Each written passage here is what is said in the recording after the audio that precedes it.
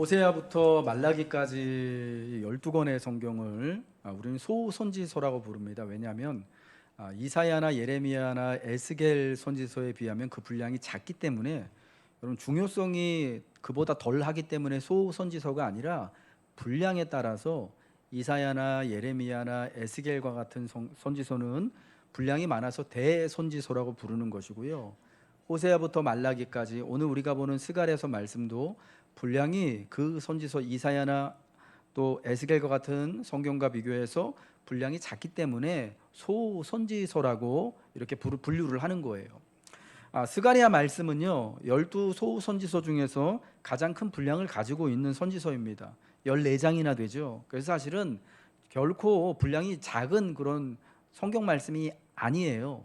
하지만 앞에 있는 이사야서나 예레미야서나 에스겔서가 워낙 분량이 많기 때문에 그에 비해서 분량이 적어서 소선지서라고 불리울 따름이다라는 겁니다. 그러나 이 스가랴서에는 지난주에도 말씀드린 것처럼 또 성전 재건에 대한 놀라운 명령과, 그리고 특별히 그로 인한 그 환상들을 통하여 보여주시는 대로 메시아 그리스도 예수에 관한 말씀이 함께 나오기 때문에 우리에게는 너무나 중요한 말씀이 되는 것이죠. 그래서 오늘은 한 번 더 스가랴서 말씀을 살펴보길 원하는데요. 오늘 우리가 같이 볼 하나님 말씀은 스가랴 3장의 말씀입니다. 스가랴서의 8가지 환상의 말씀 중에 네 번째 환상인 거예요. 환상 중에 선지자가 보니까 그때의 대제사장 여호수아가 여호와의 천사 앞에 서 있고, 사단이 그 대제사장의 오른쪽에 서서 그를 하나님의 법정에서 하나님의 보좌 앞에서 대적하고 있는 것이었어요. 마치 욥기 1장에 하나님의 법정에서 사탄이 하나님 앞에서 욥을 고발하고 있는 그런 장면이 떠오르는 장면입니다. 하나님의 법정에서 사탄이 여호수아 대제사장을 하나님 앞에 고발하는 거예요. 여기 나오는 여호수아는 그 당시, 그러니까 이제 학개와 스가랴 선지자 당시에 대제사장을 말씀하고 있어요. 포로로 사로잡혀갔다가 돌아와서 총독인 수룹바벨과 함께 성전 재건의 명령을 받은 그때의 대제사장인 거예요. 그런데 이 대제사장이요, 하나님 앞에 하나님, 그는 죄인입니다, 그는 유죄입니다 라고 고발하는 것이 사탄이다라는 겁니다. 그 증거로 여호수아는 지금 하나님 앞에서 어떤 모습을 하고 있냐면, 불에서 꺼낸 그슬린 나무와 같은 모습으로 서 있고, 특별히 더러운 옷을 입고 하나님 앞에 서 있는 거예요. 이 환상 중에 본 이 여호수아는요, 성전 재건에 책임을 진 그때의 대제사장 여호수아를 드러내지만 그 사람 한 사람만을 의미하는 것이 아닙니다. 그 당시 여호수아가 담당하고 있던 대제사장의 직 자체를 상징하는 것으로 보아야 하고요, 그때 예루살렘에 또 이제 다시금 포로로 사로잡혀갔다가 돌아온 그 모든 백성을 나타내고 있는 것이었습니다. 예루살렘이 멸망되기 직전에, 그러니까 포로기 이전의 제사장들과 대제사장들은요, 하나님 앞에서 특별히 굉장히 엄한 그런 질타의 소리를 들었습니다. 이사야나 예레미야와 같은, 에스겔과 같은 선지자들은요, 그때 예루살렘에 있었던 대제사장들과 제사장들이 사실은 얼마나 하나님 앞에 불의하고 죄인들이었는지를 고발합니다. 여러분, 예루살렘 성전에서 우리가 성경에 보면은 므낫세라고 하는 왕이 히스기야의 아들이죠. 그 왕이 예루살렘 성전 안에 우상을 세우고 우상을 위한 제단도 세우고, 심지어 몰렉을 위하여서 자기 아들을 불태워서 바치는 일까지 예루살렘 안에서 성전에서 서슴없이 하는 것을 보게 돼요. 더군다나 에스겔 선지자가 보는 환상에 보면은 이 제사장들이요, 하나님의 성전 한 방 안에 모여가지고 하늘에 있는 태양과 달과 별들을 우상 숭배하는 모습을 보여줘요. 근데 그게 그냥 환상 중에 있는 어떤 그런 상징하는 게 아니라 진짜 그 당시에 하나님의 성전에서 예루살렘이 망하기 직전에 제사장들이 하늘의 달과 별과 태양을 하나님을 섬기듯이 우상 숭배하고 있었다라는 거예요. 여러분, 그러한 이유로 에스겔이나 예레미야, 이사야와 같은 선지자들은요, 그 당시에 제사장들이요, 백성들로 하여금 죄짓게 만드는 사람들이라고 굉장히 크게 그들을 정죄했던 것을 알 수가 있어요. 그러니까 예루살렘의 성전의 멸망이 사실은 그와 같은 고발의 증거가 되는 거죠.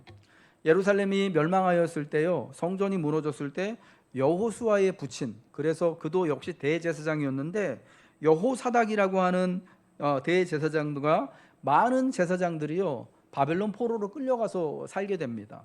아마 우리 스가랴서에 나오는 대제사장 여호수아는 자기 아버지 대제사장이었던 여호사닥의 아들로 바벨론 포로로 끌려갈 때 나이가 매우 어렸던지, 아니면은 포로로 끌려간 바벨론에서 태어난 사람인지도 몰라요. 여러분, 그렇다면은 제사장으로 태어난 사람에게 있어서 그것은 굉장히 심각한 사안이 되는 거예요. 왜냐하면 바벨론에는 하나님께 제사 드릴 성전이 없잖아요. 그러니까 자기가 할 일이 없는 거예요. 게다가 이방의 그 나라가 얼마나 죄악으로 부정한 것으로 가득했겠습니까? 하나님의 제사장은 하나님 앞에 제사를 섬기기 위하여서 여러 가지 또 정결하고 거룩한 것이 굉장히 많이 요청받는 사람이었는데, 그 바벨론이라고 하는 페르시아라고 하는 우상의 나라에는요, 이방의 나라에는요, 도저히 정결을 지킬 수 없을 만큼의 부정하고 불의한 것들이 온 세상의 사방에 가득가득 했다라는 거예요. 마치 그 옛날 60년대 70년대에 저 정선이나 태백과 같은 탄광촌에 가면은 괜히 공기에도 막 탄가루가 섞여 있는 것처럼, 그럼 이방의 나라들에 가서 제사장들이 정결한 상태를 유지하기가 매우 매우 어려웠다, 불가능했다라는 거예요. 여러분, 이러한 제사장들의 상황, 예루살렘이 멸망 전에는 그렇게 백성들의 죄를 그냥 다 이끌었던, 대표했던 그들의 모습과 나라가 망해서 포로로 끌려가서는 도무지 그 제사장의 직무를 수행할 수도 없고, 그리고 그 정결함을 거룩함을 유지할 수도 없는 그 제사장의 상태를 오늘 이 네 번째 환상을 통하여서 보여주었던 거예요. 마치 대제사장 여호수아가 하나님 앞에 서 있는데 불에 타다 그슬린 나무같이, 타다 남은 나무 토막같이 그냥 시커매가지고 더러운 옷을 입고 있는 모습이었다라는 거예요. 이것을 통하여서요, 하나님 앞에 서 있는 제사장의 여호수아의 오른편에 서 있는 사탄은 그 뜻이 참소하는 사람이라는 뜻이거든요. 고발하는 사람이라는 뜻이거든요. 하나님 앞에 이 대제사장 여호수아를 고발하는 거예요. 뭐라고 고발하느냐? 마치 그 옛날 욥을 고발했던 것처럼, 하나님, 이가 하나님이 영광스럽게 세우신 대제사장이라고 하는데 보십시오, 죄가 많은 사람입니다. 더러운 옷을 입고 있습니다. 마치 불에 타다 남은 그슬린 나무 토막 같은 생명은 하나도 없고 거룩한 것은 하나도 없고 그 더러운 검은 죄로만 가득한 사람, 하나님, 분명히 이 사람은 죄인입니다. 하나님 앞에서 하나님의 거룩한 제사장의 예복을 입고 하나님을 섬길 만한 자격이 없는 사람입니다 라고 고발을 했다라는 거예요. 여러분, 이제 하나님의 판결이 주어집니다. 하나님의 판결이 어떤 것이냐? 4절에 나와요. 환상에 보니까 우리 같이 한번 읽어보겠습니다. 시작. 여호와께서 자기 앞에 선 자들에게 명령하사 그 더러운 옷을 벗기라 하시고, 또 여호수아에게 이르시되 내가 내 죄악을 제거하여 버렸으니 내게 아름다운 옷을 입히리라 하시기로. 하나님이 어떻게 하십니까? 사단의 고발을 받은 여호수아, 그 앞에 하나님 앞에 서 있는 여호수아가 있는데 천사들에게 명령하십니다. 내가 그 죄악을 벗겨버리겠다. 그 더러운 옷을 당장 벗기고 이제 아름다운 옷을 입혀라. 그리고 머리에는 머리에는 대제사장을 상징하는 그 대제사장의 관을 씌워라 라고 말씀하십니다. 더러운 예복을 벗어던지게 하시고 또 제사장을 상징하는 에봇의 옷과 관을 씌우셔서 다시금 하나님 앞에서 거룩하고 정결한 모습으로, 영광스럽고 아름다운 모습으로 제사장으로서 그 사명을 감당할 수 있도록, 하나님 앞에 은혜로운 모습으로 서 있을 수 있도록 하시겠다라는 것이 하나님의 판결이었다라는 것입니다. 비록 그가 부정하고 죄악되고 온전치 못한 상황 가운데 있었을지라도 이제 그 불에 타다 남은 자리에서 건져내셔서 다시 아름다운 옷과 영광스러운 직분을 회복시켜서 하나님 앞에 세우시겠다라는 거예요. 하나님 앞에 다시금 섬기는 일을 하도록 하시겠다라는 거예요. 여러분, 이게 하나님의 판결이었다라는 거예요. 여러분, 이게 대제사장 여호수아로 상징되어지는 그때에 돌아온 모든 이스라엘 사람들, 모든 하나님의 백성들을 향한 하나님의 마음이었고, 오늘 우리들, 오늘 예수 안에서 하나님의 백성되고 자녀된 왕같은 제사장이라고 불리우는 우리들을 향한 하나님의 마음이다라는 겁니다. 그런데 여러분, 여기서 우리가 중요하게 보아야 할 것, 주목해야 할 것이 있어요. 하나님의 판결은 여호수아가 부정하고 정결치 못한 상태이다라는 것을 부인하는 것이 아니다라는 거예요. 하나님의 재판정에서 정죄가 분명하게 이루어집니다. 사탄이요, 자기의 역할을 분명히 잘 해요. 사탄은 고소하는 자이고 정죄하는 자이거든요. 하나님, 이는 죄인입니다 라는 것을 통하여서 여호수아의, 대제사장 여호수아의 죄가 드러나고, 그가 감히 하나님 앞에서 섬길 수 없는, 하나님을 예배할 수 없는 자라는 것이 드러나게 되는 거예요. 여러분, 그 순간, 이게 물론 환상이지만 그 하나님 앞에 서 있는 대제사장 여호수아의 마음이 어땠을까요? 하나님 앞에 서 있긴 서 있지만 너무나 민망하고, 아니, 이거는 뭐 민망하다라는 것 정도를 넘어서서 감히 그 앞에 서 있는 것조차 할 수 없는, 여러분, 아마 그런 상황이지 않았겠습니까? 그럼에도 불구하고 하나님 앞에 서 있는 게, 여러분, 그게 은혜다라는 것을 우리는 잘 알아야 돼요. 하나님은요, 사탄의 고발을 듣고요, 그것을 다 인정하십니다. 다 기록을 하셔요. 잊지 않으셔요. 그가 완전히 죄인임을, 완전히 부정한 상황 가운데 있음을, 지금 이 상태로는 대제사장으로서의 사명을 감당할 수 없음을, 지금 이 상태로는 하나님의 은혜 있는 자녀다라는 것이 도저히 불가능하다라는 것을 하나님은 인정하십니다. 그러나 비록 그런 여호수아라 할지라도 다시금 아름답고 영광스럽게 회복시키시는 것, 예루살렘을 택하시듯 그를 다시금 대제사장으로 택하시고 사용하시겠다라는 것 역시도 하나님의 권능이고 하나님의 은혜라는 거예요. 하나님은 불탄 나무 토막 같은 일을 아름답고 영광스럽게 하실 수 있다라는 것입니다. 사탄은 정죄하지만 하나님은 그 죄악을 제거하시고 다시금 아름다운 옷을 입히시고 아름다운 관을 그 머리에 씌우시는 하나님이신 줄 믿으시기 바랍니다. 불에 타고 더러운 옷을 벗기고 정결하고 아름다운 예복, 대제사장에 합당한 예복과 머리에 관을 씌우시는 것이 하나님의 권능이고 하나님의 은혜입니다. 하나님께로 돌아와 지금 하나님 앞에 서 있는 누구라도, 비록 벌거벗은 모습인 것처럼 서 있더라도, 비록 불에 타다 남은 나무 토막 같은 모습으로 서 있더라도 하나님은 그렇게 하시겠다는 겁니다. 저는 이 스가랴 3장의 네 번째, 스가랴가 본 환상을 보면서 누가복음 15장에 여러분 잘 아시는 탕자 이야기가 떠올라요. 잃어버린 그 아들이 다시금 수년 만에 아버지께로 돌아왔을 때 아버지가 버선발로 뛰어나가가지고, 물론 성경에 버선발로 나갔다라는 표현은 없지만은 우리 심정으로 볼 때 여러분 그런 거 아니겠습니까? 아들을 안고 나서 어떻게 합니까? 이 아버지가 종들에게 말하잖아요. 제일 좋은 옷을 내어다가 입히고 손에는 가락지를 끼우고 그리고 발에는 신을 신겨줘라 라고 하면서 이 거짓골을 하고 돌아온 아들을, 아버지 거 다 말아먹고 불명예를 끼쳤던 이 아들을 다시금 아들로 맞아 들이시는 거예요. 상속자로 맞아 들이셔서 좋은 옷을 갖다가 입히고 손에는 가락지를 끼우고 발에 그 신발이 없는 그 발에, 맨발인 그 발에 좋은 신을 신겨 주시는 것이죠.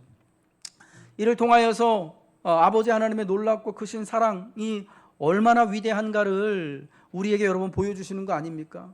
저는 예수님께서 이 잃어버린 아들에 관한, 탕자에 관한 말씀을 하실 때 분명히 스가랴 3장에 나오는 이 불에 타다가 진짜 끄슬린 나무 토막 같은 대제사장 여호수아, 하나님이 그의 더러운 옷을 벗기고 대제사장의 영광스러운 옷을 입혀주시는 바로 이 말씀을 주님께서 기억하고 계셨다라고 말씀드리고 싶은 거예요. 사랑하는 성도 여러분, 우리가 하나님께 받을 최고의 복과 은혜는 무엇이겠습니까? 다윗이 시편에 고백한 대로 허물의 사함을 받고 그 죄가 가리움을 받는 것입니다. 예, 불탄 나무 토막 같은 더러움과 죄악을 가지고 있지만 하나님이 그 죄악을 벗겨버려 주시는 것, 그리고 다시금 아름다운 성도의 옷으로 입혀 주시는 것이 이게 가장 큰 복이다라는 겁니다. 하나님의 넘치는 사랑으로 죄악을 없애주시고 다시금 성도가 입을 만한 아름다운 옷과 정결한 관으로 상징되는 하나님의 복된 직분과 소명을 허락받게 되는 거예요. 여러분, 그래서 우리는요, 죄의 용서함을 받은 기쁨과 행복을 알아야 되는 거예요. 여러분, 죄를 짓게 되어지면요, 그 죄에 눌려서 사실은 우리가 숨쉬기도 어려워집니다. 사실은 죄는 얼마나 무서운 거냐면 내가 있어야 할 자리에 있지 못하게 하거든요. 하나님이 이 환상 중에 여호수아를 하나님의 앞에 이렇게 딱 세우셨는데, 여호수아가 그 환상 중이지만 여러분, 자기 의지만으로는, 자기 노력만으로는요, 자기 마음만으로는 하나님 앞에 설 수가 없었을 거예요. 하나님이 그를 하나님 앞에 세우시는 거죠. 비록 그 자리가 사탄이 나를 하나님 앞에 이 사람 죄인입니다, 하나님 용서해 줄 만한 가치가 없는 존재입니다라고 고발을 하더라도 하나님이 그 자리 앞에 세우시는 것 자체가 하나님의 놀라운 은혜가 되는 것입니다. 왜냐? 하나님은 죄를 정하기도 하시지만 그 죄를 사하여 주시기도 하시는 분이시기 때문임을 믿으시기 바랍니다. 그 자리에 세우셔서 죄를 사해 주시고 다시금 정결한 옷을 입혀 주시고 하나님의 은혜로 그를 회복시켜 주셔서 하나님 앞에 섬길 수 있도록, 하나님 앞에 살아가실 수 있도록 해 주는 것이 하나님의 놀라운 은혜, 다시금 내가 있어야 할 자리에 나를 세워주시는 하나님의 은혜가 있다라는 거예요. 여러분, 은혜를 받는 것은, 용서함을 받는 것은 이렇듯 우리 마음을 짓누르는 커다란 돌덩이를, 마음의 돌덩이를, 죄의 돌덩이를 치우는 것과 같습니다. 죄로부터의 자유함은 이루 말할 수 없는 위안과 감격을 가져다 주고요, 내가 있어야 할 자리, 죄로 인하여서 쫓겨났던 그 자리, 도망쳤던 그 자리로 나를 다시금 하나님이 불러 세워 주셔서 그 자리에서 하나님의 부르심대로, 은혜대로 다시 하나님을 찬미하고 믿음의 삶을 살아갈 수 있도록 해 주시는 거예요. 그러므로 우리 사랑하는 성도 여러분, 우리가 비록 연약한 죄인의 모습이고 때로는 불에 탄 나무 토막과 같은 모습일지라고 하더라도 하나님 앞에 서 있기를 사모하시기 바랍니다. 하나님이 여러분을 하나님 앞에 세워주시기를 여러분 소망하시기 바랍니다. 여러분, 비록 그 자리에서 사단이 나를 고발한다고 하지라도 하나님 은혜 받을 만한 자격이 절대 없습니다. 얘는 죽어 마땅합니다. 부끄럽게 어떻게 하나님 앞에 설 수 있습니까? 라고 우리를 고발하더라도 하나님은 그 죄악을 다 깨끗이 제거하여 주시고 다시금 우리를 은혜 가운데로 하나님의 자녀로 맞아 주실 줄 믿습니다. 그러므로 사랑하는 성도 여러분, 하나님 앞에 설 수 있기를 용기를 내시기 바랍니다. 우리의 연약함 가운데, 우리 불의함 가운데에서도 하나님이 우리를 건지셔서 불탄 나무 토막 같은 우리 인생의 자리를, 우리의 믿음과 우리 마음의 상태를 하나님은 깨끗게 하시고 정결케 하여 주실 줄로 믿습니다. 이어서 8절부터 10절에는요, 이 환상을 통하여서 예언의 말씀을 두 가지를 주시는데요, 이게 두 가지가 다 우리 주 예수 그리스도와 관련된 말씀입니다. 내가 한 싹을 나게 하겠다, 내가 한 돌을 세우겠다라는 말씀. 그래서 한 싹을 나게 하시겠다라는 것을 통하여서 영원히 변하지 않을 영원한 대제사장의 직을 하나님이 주시겠다라고 말씀하시는 건데, 그게 히브리서 4장에 말씀하는 것처럼 우리 주 예수 그리스도를 통하여서 이루어지는 것입니다. 한 돌을 세우겠다고 하신 이 말씀은 아마 그때에 스룹바벨과 여호수아를 통하여서 이제 성전 재건의 첫 역사가 이루어져서 지대를 놓았던 그 머릿돌이나 모퉁이 돌을 의미하는 것이었을 텐데, 이제 이 머릿돌이 놓여진 것을 통해서 그때의 사람들이요, 이제 이 성전 재건이 이제 다시금 시작되지만 반드시 하나님이 이루시겠다라는 그런 희망을 갖게 합니다. 그리고 훗날 이 땅에 영원히 무너지지 않을, 사람이 손으로 짓지 않을 성전을 지으실 그리스도 예수로 말미암아 지어질 하나님의 교회를 나타내는 것인 줄 여러분 기억하시기 바랍니다. 에베소서 2장 20절에 사도 바울은 이렇게 말합니다. 너희는 사도들과 선지자들의 터 위에 세우심을 입은 자라. 그리스도 예수께서 친히 모퉁이 돌이 되셨느니라. 여러분, 이 말씀을 통하여서 사람이 손으로 짓지 아니한 영원한 하나님의 성전, 이제는 결코 인간의 불의와 죄악으로 인하여서 무너지지 않을 그 성전을 주님이 지으셨는데, 바로 주님의 몸을 통하여서 이 땅에 지으신 바로 교회가 그렇다라는 것입니다. 여러분, 우리 모임에 주님이 모퉁이 돌이고 머릿돌이고 반석인 줄 믿으시기 바랍니다. 이 주님의 반석 되신 주님 위에 우리의 믿음이 세워져 나가고, 우리의 모임이 세워져 나가고, 우리 교회가 세워져 나감을 통하여서 하나님의 영광이 드러나며 그 하나님의 교회와 하나님의 집 안에 있는 모든 이들이 함께 하나님의 영광스러운 복을 누리게 되는 것입니다.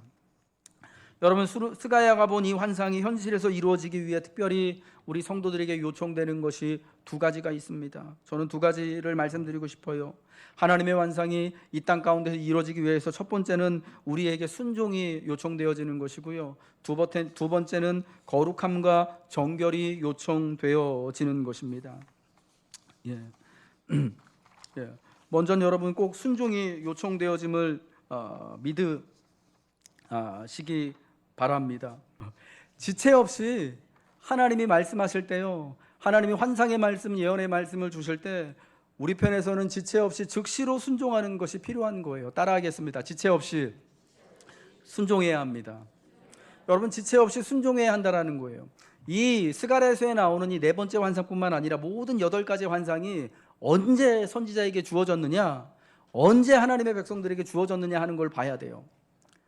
성전을 다시금 재건하라는 명령을 받고 총독인 수룹바벨과 대제사장 여호수아와 백성들이 마음을 다하여서 다시 하나님의 성전을 짓기로 결정한 그때에, 성전 재건을 하기 위하여서 모퉁이 돌을 놓았던 그때에, 그 후에 하나님의 말씀이 주어지게 된 거예요. 여러분, 수룹바벨을 비롯한 그 당시 포로로 돌아왔던 사람들이요, 왜 예루살렘으로 돌아왔습니까? 예루살렘에 하나님의 성전을 다시 짓고 무너진 하나님의 나라를 세우기 위한, 성전을 재건하기 위한 목적을 가지고 돌아왔단 말이에요. 근데 와서 보니까 오자마자 성전 재건을 할 그런 이제 성전을 건축할 시작을 했는데 주변에 반대가 있고 상황이 어려우니까 이 성전 건축하는 것이 중단됐다고 했잖아요. 그 중단된 역사가 10여 년이란 말이에요. 10여 년. 538년에 돌아와서 성전 짓기로 했는데, 스가랴서 말씀, 학개와 스가랴 선지자가 성전 재건하라고 말씀을 주신 게 520년이에요. 그러니까 몇 년이에요? 적어도 그냥 우리가 그냥 계산 그냥 편안하게 하면은 한 17년, 18년 동안을 돌아왔는데 아무것도 못 하고 있었던 거예요.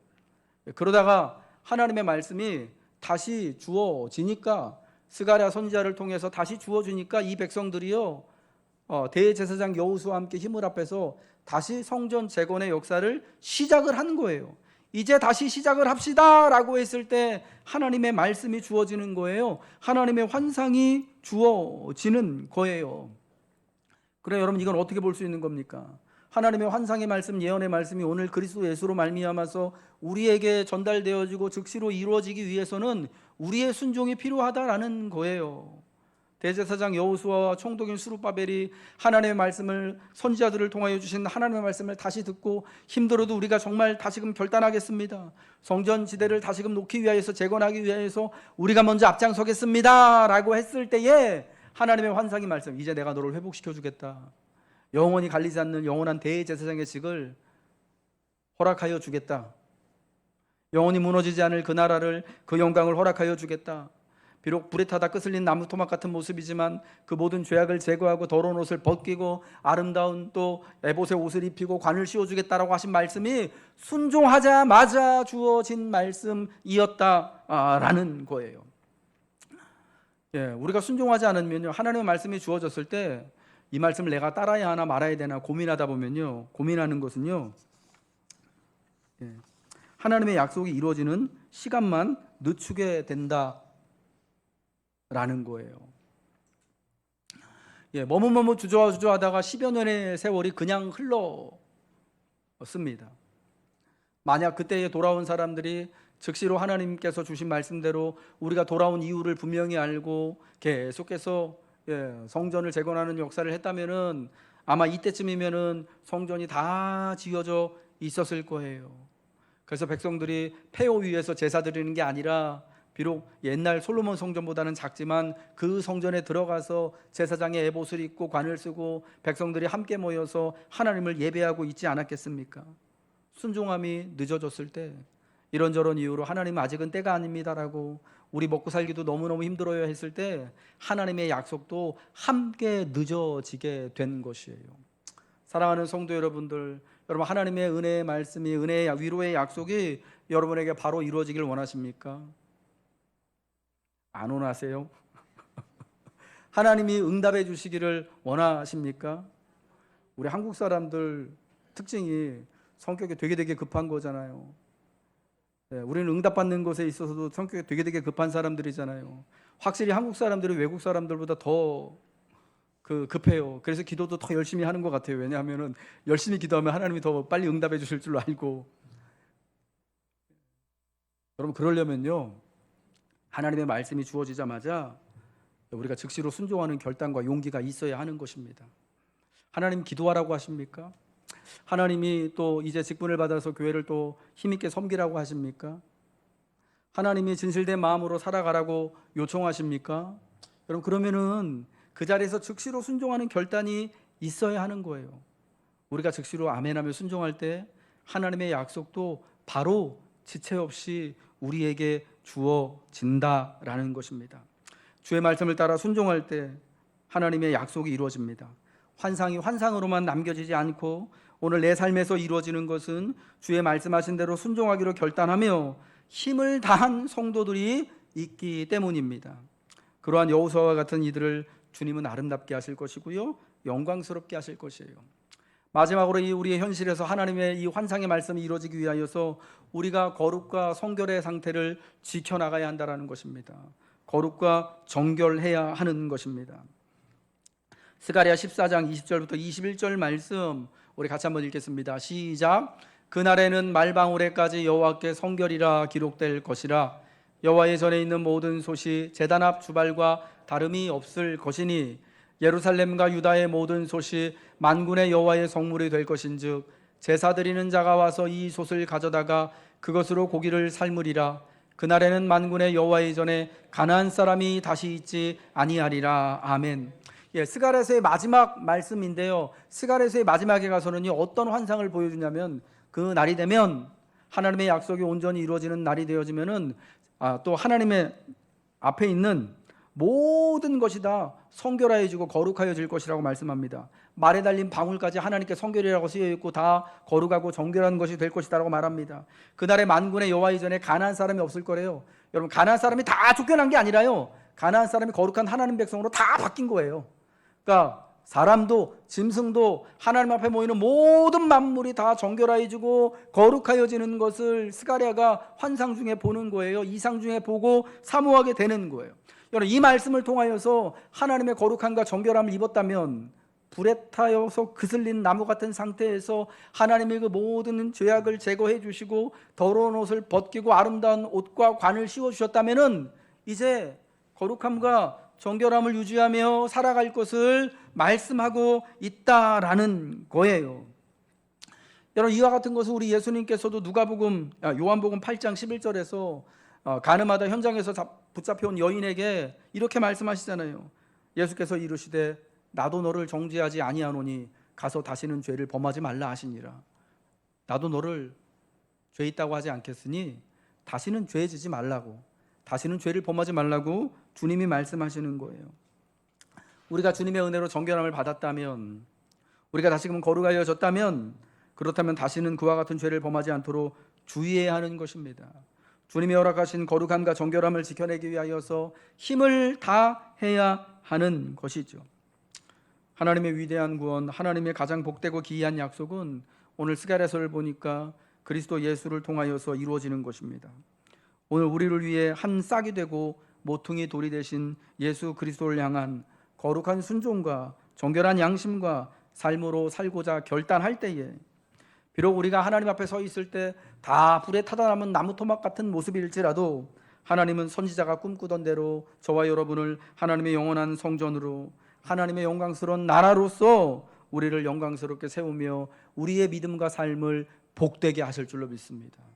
그러므로 사랑하는 성도 여러분, 우리가 하나님 앞에 서 있는 그 여호수아와 같음을 기억하며 하나님 앞에 순종하며 거룩함과 정결함을 또 지켜나가기를 결단하시길, 그리하여 하나님의 은혜로 우리가 다시금 하나님 앞에 살아가며 하나님이 맡겨주신 소명의 길을 힘을 다해 걸어가시길 주의 이름으로 축복합니다.